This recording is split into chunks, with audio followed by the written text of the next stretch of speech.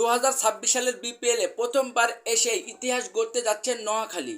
নোয়াখালী এবারের এই বিপিএলে আসার পর একের পর এক দেশি ভালো মানের ক্রিকেটার এবং বিদেশি ভালো মানের ক্রিকেটারকে দলে ভিড়াচ্ছে। তাদের মধ্যে দেশির হয়ে প্রথমবারের মতো খেলবে নোয়াখালী টিমের হয়ে সৌম্য সরকার এবং হাসান মাহমুদ। এছাড়াও বিদেশির মধ্যে জনসন চার্লস এবং শ্রীলঙ্কার হার্ড-হিটার ব্যাটসম্যান কুশল মেন্ডিস। সবকিছু মিলে নোয়াখালীর এই দলটি বেশ শক্তিশালী একটা দল গড়তে যাচ্ছে, এটা নিশ্চিতভাবে বলা যায়। নোয়াখালী শেষ পর্যন্ত এবারের এই বিপিএলে শেষ দল হিসাবে বিপিএলের নাম লিখেছে।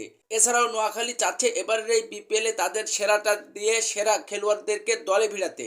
সব কিছু মিলে এবারের নোয়াখালী দলটি হতে যাচ্ছে ইতিহাসের সেরা দল।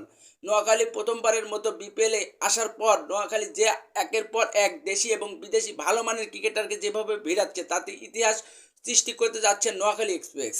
তাছাড়াও বিপিএল খুব তাড়াতাড়ি শুরু হচ্ছে। এবারের এই বিপিএলে নোয়াখালী দলটি একবারে সেরা দল হবে, এটা নিশ্চিতভাবে বলা যায়। বর্তমানে পারফরমেন্সের শীর্ষে থাকা সৌম্য সরকার এবং হাসান মাহমুদ, তাছাড়াও বিদেশি ক্রিকেটারদের মধ্যে কুশল মেন্ডিস এবং জনসন চার্লসও রয়েছে এই দলে। সব কিছু মিলে নোয়াখালী এক্সপ্রেস এবারের এই বিপিএলে দারুণ কিছু করতে যাচ্ছে, এটা নিশ্চিতভাবে বলা যায়।